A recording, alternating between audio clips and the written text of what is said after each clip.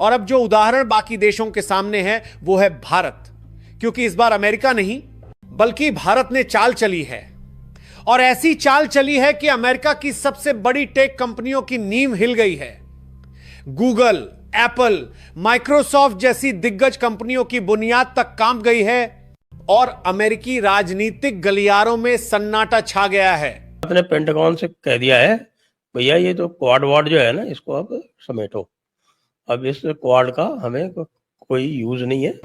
77-78 साल हो गए। 1952 से पाकिस्तान में कोई गैस, कोई oil in quantities that are exploitable, जो हम इस्तेमाल कर सकते हैं, वो तो मिला ही नहीं है। पता नहीं ट्रम्प साहब को किधर से पता चल गया है। जिस तरह का बिहेवियर तुम्हारा ये प्रेसिडेंट कर रहा है, तो जब तक ये प्रेसिडेंट है तब तक ये क्वाड को डाल दो ठंडे बस्ते में। इंडिया जो है आने वाले वक्त का जो है सुपर पावर भी बन सकता है, क्योंकि जो जिस तेजी के साथ वो बढ़ रहे हैं, दैट इज इंडिया और रशिया जो है अपना फाइनेंशियल सिस्टम जो है वो अलाइन कर रहा है, जिसमें बैंकिंग कार्ड्स और जो बैंकिंग ट्रांजैक्शंस हैं, फाइनेंशियल ट्रांजैक्शन, उनको और स्मूथ बनाया जा सकेगा बिटवीन इंडिया एंड रशिया। क्योंकि भारत ने जो डिजिटल पलटवार किया है वो ना सिर्फ आर्थिक था बल्कि रणनीतिक भी था। ऐसा कदम जिसने पूरी दुनिया को यह सोचने पर मजबूर कर दिया कि अब अमेरिका नहीं, भारत है वो देश जो नियम बना भी सकता है, लागू भी करवा सकता है और उनका पालन ना करने वालों को घाटा भी दिखा सकता है। दरअसल पूरा मामला शुरू होता है अमेरिका के पूर्व राष्ट्रपति डोनाल्ड ट्रंप की उस कड़वी और अपमानजनक टिप्पणी से, जिसमें उन्होंने गुस्से में आकर यह तक कह दिया कि अब भारतीय लोगों को उनकी टेक कंपनियों में नौकरी नहीं दी जानी चाहिए। ट्रंप का साफ संकेत था कि गूगल, माइक्रोसॉफ्ट, एप्पल जैसी हाईटेक कंपनियों से भारतीय इंजीनियरों और प्रोफेशनलों को बाहर निकाल दिया जाए। कारण उनका कहना था कि भारत हमारे देश से पैसा भी कमाता है, हमारी नौकरियां भी छीनता है और हमारी कंपनियों पर कब्जा कर रहा है। ऑपरेशन की बात करते हैं तो जब अलाइनमेंट ऑफ पेमेंट सिस्टम की बात आ रही है बिटवीन इंडिया एंड रशिया, तो इसमें क्या कुछ हम शिफ्ट देख सकते हैं about like shifting global financial order? What is in the store?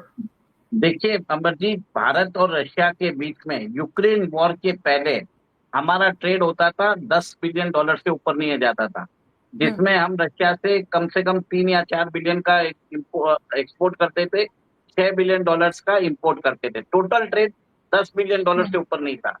आज वो $75 बिलियन पहुंच चुका है और आज हम रशिया से कम आप मान के चलिए $65 बिलियन हम इंपोर्ट करते हैं, अप्रोक्सीमेटली $10 बिलियन हम एक्सपोर्ट कर रहे हैं। और सारा पेमेंट जो है ना, वो पहले डॉलर में होता था, अब हो रहा है लोकल करेंसी में, रूबल और रुपी में, जिसके कारण डॉलर का जो महत्व है, देखिए 75 बिलियन जो है लगता तो वेरी स्मॉल अमाउंट है, but if you see the larger game, ये एक तरह से डॉलर के अंदर वो ट्रांजैक्शन होते थे जिसमें भारत पहले डॉलर खरीदता था, रशिया भी डॉलर खरीदता था, तो अमेरिका गेन करता था, अमेरिकन बैंक्स गेन करते थे कन्वर्शन चार्जेस पे, और वापस वो जब अपनी करेंसी में वापस कन्वर्ट करते थे उसमें भी उनको दो तरफ फायदा होता था। अब क्या किया भारत ने रशिया को बोला कि सैंक्शंस आपके ऊपर 25,000 सैंक्शंस लगा दिए रशिया के ऊपर यूक्रेन वॉर के बाद। उनके $300 बिलियन के जो फॉरेन एक्सचेंज रिजर्व है डॉलर डिनोमिनेटेड, वो फ्रीज कर दिए। अब भारत और रशिया ने एक सिस्टम इजाद किया जिसमें उन्होंने बोला है कि हम अपने लोकल करेंसी में ट्रेड करेंगे। तो $75 बिलियन का लोकल करेंसी का ट्रेड, और ये धीरे धीरे बढ़ता जा रहा है। आप सोचिए, भारत रशिया से 38% जो रशिया का जितना भी क्रूड एक्सपोर्ट, लेकिन भारत ने कहा कमाई भारत से हो रही है तो टैक्स भी भारत में देना पड़ेगा। अब जब ट्रंप ने हाल ही में भारतीय इंजीनियरों को अमेरिका से बाहर निकालने की धमकी दी तो भारत ने भी चुपचाप नहीं बैठा, बल्कि उसी डिजिटल टैक्स को और आक्रामक तरीके से लागू करने के संकेत दे दिए। भारत ने साफ कर दिया कि अगर जरूरत पड़ी तो 2% टैक्स को बढ़ाकर 4% और 6% को 8% कर दिया जाएगा। और यह केवल शब्द नहीं है दोस्तों, इसका सीधा असर अमेरिका की सबसे बड़ी कंपनियों की कमाई पर पड़ेगा, क्योंकि सारा का सारा ये जो एविएशन टर्बाइन फ्यूल है, एटीएफ जिसको बोलते हैं, वो भारत से जाता है। तो डीजल भी भारत से जाता है।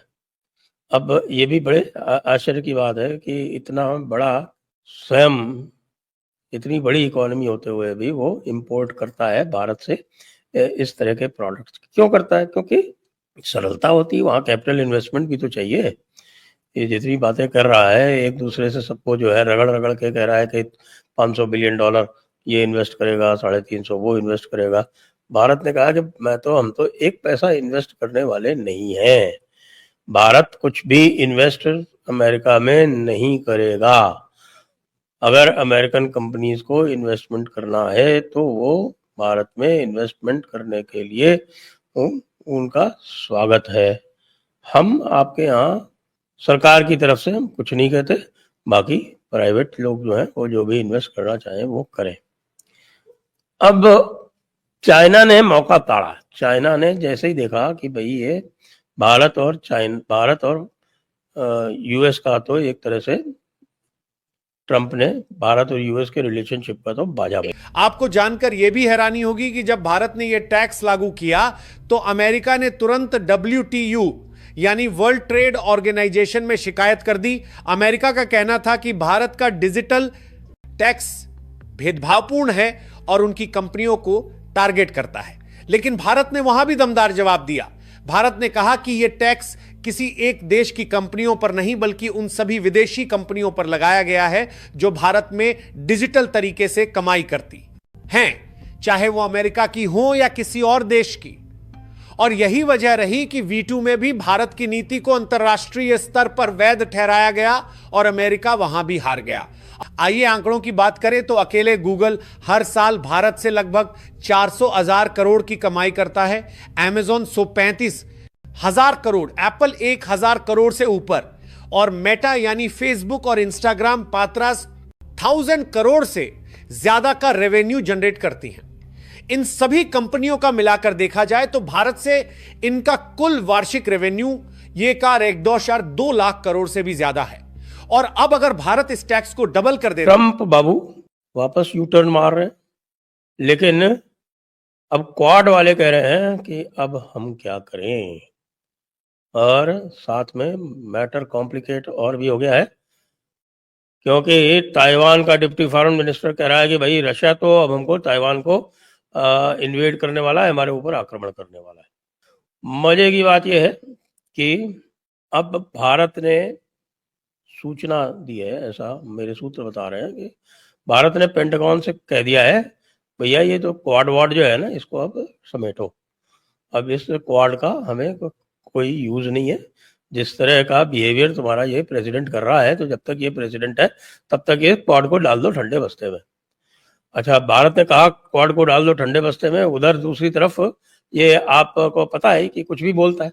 तो एक तरफ तो बोला कि हम रशियन पेनल्टी लगाएंगे और दूसरी तरफ जो टैरिफ जारी की। नमस्कार दोस्तों, जय हिंद। दोस्तों, अमेरिका ने एक बहुत बड़ी शर्मनाक हरकत की है कि भारत के सभी वर्करों को टेक कंपनियों में जॉब नहीं मिलने चाहिए। किसी भी इंडियन को यहाँ पर जितनी भी टेक कंपनियां हैं उनमें जॉब नहीं दी जाए। दोस्तों, इसी को मद्देनजर रखते हुए इंडियन सरकार ने बहुत ही तगड़ा फैसला लिया है और इंडियन गवर्नमेंट ने जितनी भी ऑनलाइन सर्विस देने वाली IT कंपनी या फिर ऑफलाइन सर्विस या सेवाएं देने वाली कंपनियां हैं उन पर टैक्स बढ़ाना शुरू कर दिया है और ये कुछ दिनों में सामने भी आ जाएगा कि टैक्स बढ़ गया है। इसी को लेकर के अमेरिका की जितनी भी कंपनियां हैं, यूट्यूब, गूगल, इंस्टाग्राम, जितना जो भी कंपनियां हैं सभी की नींद उड़ गई है और अब अमेरिका सोच रहा है कि भारत झुकने वाला नहीं है। कितना भी भारत के ऊपर हम टैरिफ लगाएंगे लेकिन इसका कोई मतलब नहीं निकलेगा और उल्टा अमेरिका अपनी गलतियों में धंसता चला जा रहा है। दोस्तों, इसी के ऊपर ये वीडियो बनाया गया है। आपको वीडियो पसंद आया हो तो वीडियो को लाइक करें, शेयर करें और प्लीज चैनल को सब्सक्राइब जरूर कर लें, क्योंकि इस तरीके की लेटेस्ट वीडियो इस चैनल पर आती रहती है। तो कृपया चैनल को सब्सक्राइब कर मुझे सपोर्ट जरूर करें। मैं मिलता हूं न्यू वीडियो में न्यू कंटेंट के साथ। जय हिंद दोस्तों।